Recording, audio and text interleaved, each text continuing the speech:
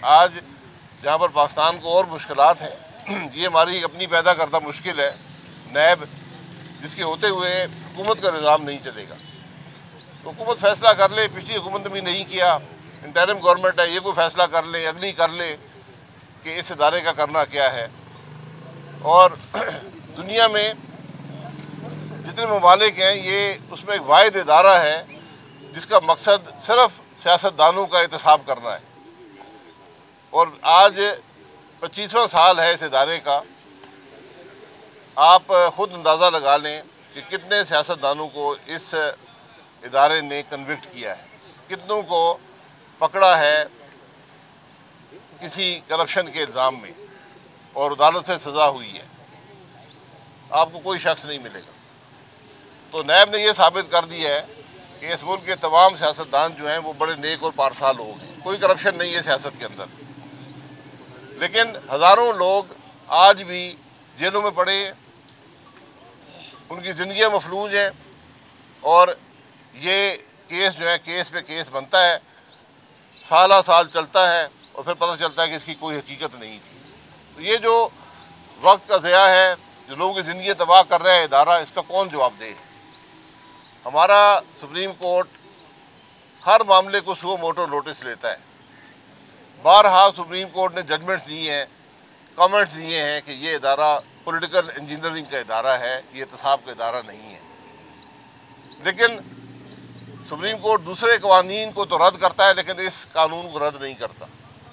जिस कानून ने मुल्क को मफलूज कर दिया, लाखों लोगों की ज़िंदगी तबाह कर दी, उसका हम कुछ नहीं करते।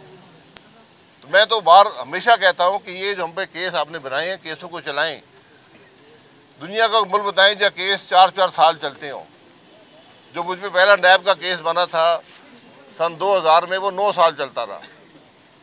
इसको तो अभी सिर्फ ये चौथा साल जारी है, 5 बाकी हैं, 5 से भी बाकी है।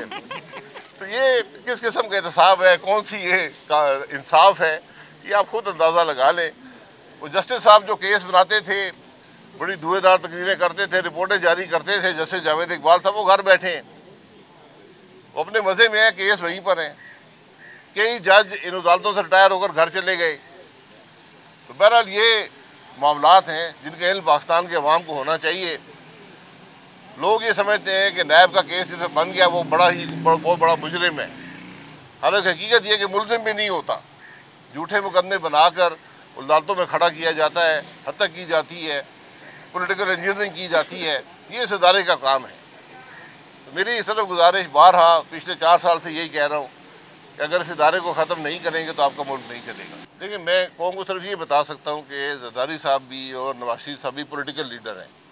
मुलाकातें सियासतदानों की होना ना सिर्फ ज़रूरी है बल्कि अच्छी बात होती है। डायलॉग जारी रहना चाहिए। और आज मुल्क के वसाइल का हल भी ये है कि जो स्टेक होल्डर्स हैं मुल्क की सियासत में, सियासतदान, अस्करी क़यादत और जो हमारी जुडिशल लीडरशिप है, इनको बैठ कर आगे के रास्ते का तयन करना पड़ेगा। वरना ये इलेक्शन आपको कुछ नहीं देगा। इलेक्शन आमतौर पे हर मसले का हल होता है, लेकिन जो तफरीक, जो इंतशार आज मुल्क में है, उसके होते हुए अगर आगे के रास्ते का तयन नहीं होगा, मुल्क के मामलात नहीं चलेंगे। सर, आपको आज सिद्दीकी साहब ने दावत दी एमक्यूएम की, तो कबूल करते हैं क्या? नहीं, वो खाने की दावत उन्होंने दी है। सर, आपका सियासत से मुस्तकबिल वाबस्ता है या सियासत पार्टी से? इलेक्शन मैंने पहले कहा, मैं इस इलेक्शन का इन हालात में कायल नहीं हूँ। जो इलेक्शन अवाम को कुछ ना दे, मुल्क की तकलीफ में इजाफा करे, जिसमें कोई आगे का रास्ता नज़र ना आए। आज जो जमातें इलेक्शन लड़ेंगी सब इक़्तिदार में रह चुकी हैं। क्या पैगाम लेकर अवाम के पास जाएंगी, मुल्क के मसाइल का कौन सा हल लेकर जाएंगी, सर आप उसको पहले उसका तयन करना ज़रूरी है। सर, आप नवाज शरीफ साहब से और आसिफ जरदारी साहब से सबसे मायूस हैं, तो किसको चाहते हैं, कौन आना चाहिए? मैं मायूस नहीं हूँ। मैं सिर्फ ये जिक्र किया है कि आज हर जमात पिछले 2 साल के अंदर लंबा अरसा ने इक़्तिदार में रह चुकी है। आज मुल्क के मसाइल का हल किसी एक जमात के पास नहीं है। ये सिर्फ एक इत्तेहाद और इत्तेफाक में इसका हल मिलेगा, वरना इलेक्शन आपको मज़ीद इंतशार ही देगा। अच्छा सर, टीआई भी एक अहम स्टेक होल्डर है इस पॉलिटिकल तो क्या इस सियासी बसीरत क्या देख रही है? आइंदा इलेक्शन से पहले इमरान खान साहब बाहर होंगे या फिर उनकी पार्टी इस इलेक्शन से ही बाहर जा रही है? देखिए, सियासी लीडर अंदर बाहर होते रहते हैं, उनका पैगाम और सपोर्ट अगर अवाम में हो तो वो रहती है। उस हवाले से पीटीआई इक़्तिदार में रही है, एक अपोजिशन की बड़ी जमात थी, उन्होंने अपोजिशन में बैठे नहीं लेकिन एक बड़ी जमात थी, तो यकीनन उनका एक रोल, एक मुकाम है सियासत के अंदर। अच्छा सर, नवाज शरीफ आपके लीडर भी रहे हैं, वो जब से वापस आए हैं, क्या आपकी उनसे मुलाकात हुई है? नहीं, मेरी लंदन में आने से 10 दिन पहले मुलाकात हुई थी, उसके बाद मुलाकात नहीं हुई। तो आपको बुलाया नहीं है, खुद नहीं गया सर आप? जी, आपको बुलाया नहीं है, खुद नहीं? मुझे बुलाएंगे तो चला जाऊंगा। मैं पार्टी के मामलात में मैंने इस्तीफ़ा दे दिया था पार्टी के ओहदे से, तो मैं किसी मुशावरत में शामिल नहीं होता। अच्छा, नवाज शरीफ अगर आपको कहते हैं कि वापस आ जाए नून लीग में, तो चले जाएंगे वापस? वो मैंने वापस आ जाए या ना आने, मैंने सिर्फ बात ये की है कि मैं इस इलेक्शन का कायल नहीं हूँ।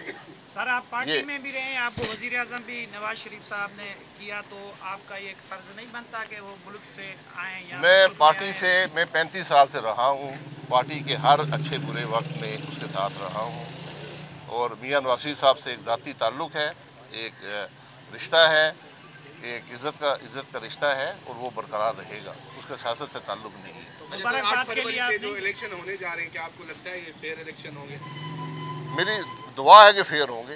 फेयर नहीं होंगे तो जो 70 में हुआ था उसके बाद से जो हो रहा है, आज अगर मुल्क के हालात जहाँ पर हैं, इसमें अनफेयर इलेक्शन की चोरी का बहुत बड़ा हाथ है। अगर हमने आज भी सबक हासिल नहीं किया तो आगे भी आपको खराबी ही मिलेगी। अच्छा सर, ये बता दीजिएगा, क्या समझा जाए कि शाहिद खाकान अब्बासी जो है वो सियासत से अलग हो गए हैं या अपनी पार्टी से अलग हो गए हैं? शाहिद खाकान अब्बासी MQM में नहीं है।